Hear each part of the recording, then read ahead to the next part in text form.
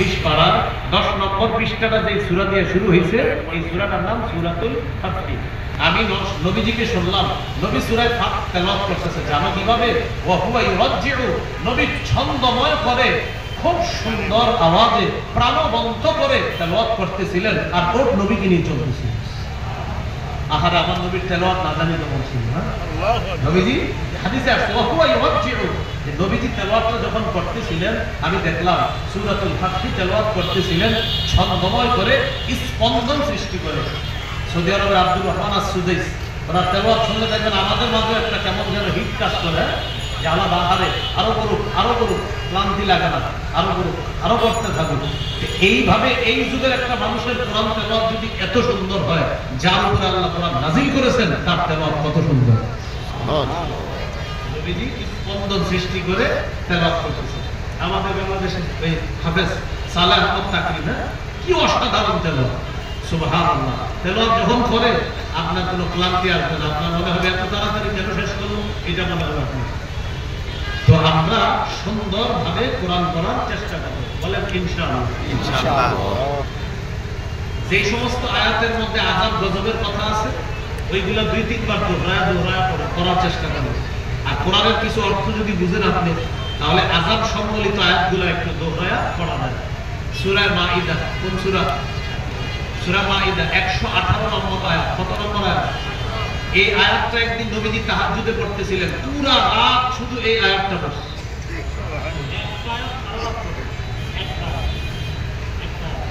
সূরা মাইদার 118 নম্বর আয়াত। আবু যর গিফারি রাদিয়াল্লাহু তাআলা আনহু বলেন, একদিন রাতের বেলা দেখলাম নবী নামাজে দাঁড়িয়ে, তাহাজ্জুদ নামাজ। নবীজি সাল্লাল্লাহু আলাইহি ওয়াসাল্লাম নামাজে যখন দাঁড়াইছেন, নবী একটা আয়াত তেলাওয়াত করা শুরু করলেন, এটা সূরা মাইদার মধ্যে আছে। নবী বারবার তেলাওয়াত করতেছিলেন, হাত্তা আসবাহা ইয়ারুদ্দুহা, নবীজি সকাল করে ফেলছে এক আয়াত তেলাওয়াত করতে করতে। সেই আয়াতটা কি আমি আপনাদেরকে শোনাই। আল্লাহ বলেন, ইন তুআযিবহুম ফাইন্নাহুম ইবাদুক, আল্লাহ আপনি যদি তাদেরকে শাস্তি দেন তারা তো আপনার বান্দা। আল্লাহ আপনি যদি তাদেরকে শাস্তি দেন তারা তো আপনারই বান্দা।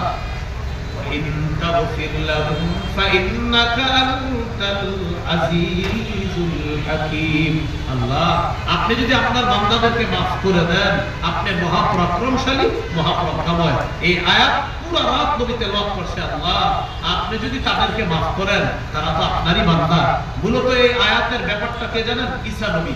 ঈসা নবী আল্লাহকে এটা বলবে, আল্লাহ আমার এই উম্মতকে যদি আপনি শাস্তি দেন, মাহবুব তারা তো আপনারই বান্দা। মানে উম্মতের প্রতি ঈসা নবীর দরদ, ব্যথা, আয়াত। আর আল্লাহ আপনি যদি দয়া করে maaf করে দেন, আপনি তো ক্ষমতা রাখেন maaf করার।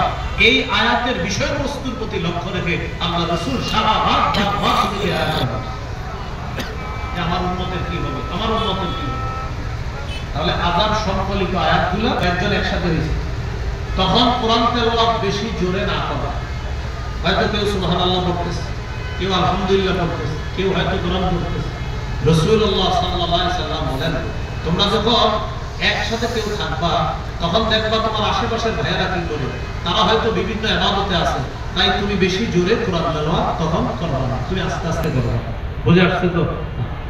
মসজিদের ভিতরে সবাই যদি কোরআন তেলাওয়াত করে এটার একটা ফায়দা আছে, মাদ্রাসায় করলেও ফায়দা আছে। কমপক্ষে 4টা ফায়দা, কোনো সন্দেহ নেই। সুবহানাল্লাহ। যারা কোরআন পড়ে বা কোরআন পড়ায় কমপক্ষে 4টা ফায়দা থেকে খালি নেই।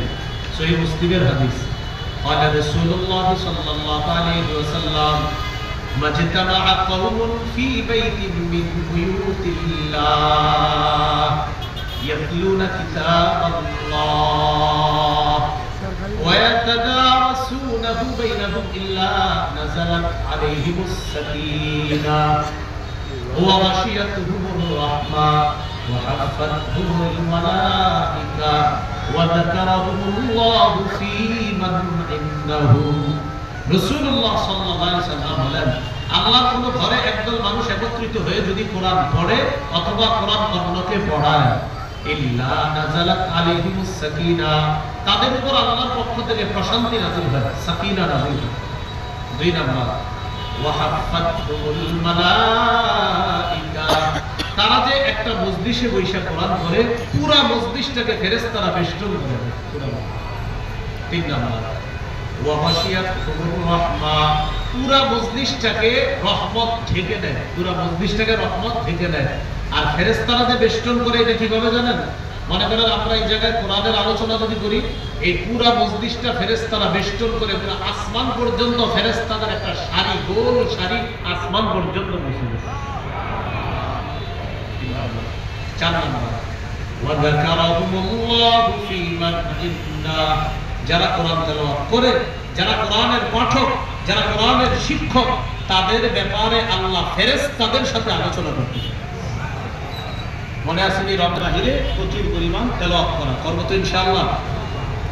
5 নাম্বার কাজ তাহাজ্জুদ পড়া। কি পড়া? তাহাজ্জুদ। 8 রাকাত তাহাজ্জুদ পড়বেন। 8 রাকাত তাহাজ্জুদ পড়া নবীজির 12 মাসের সুন্নাহ। রাসূল সাল্লাল্লাহু আলাইহি সাল্লামের 12 মাসের সুন্নাহ হলো 8 রাকাত তাহাজ্জুদ পড়া। আর তারাবি 20 রাকাত পড়বেন, এটা শুধু রমজানের আমল।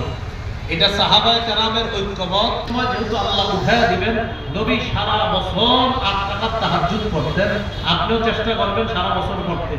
যেহেতু পারেন না, রমজানে যেহেতু সাহারির সময় ওঠেন, কমপক্ষে 8 রাকাত তাহাজ্জুদ পড়ার চেষ্টা করবেন। আল্লাহ তৌফিক দান করুন।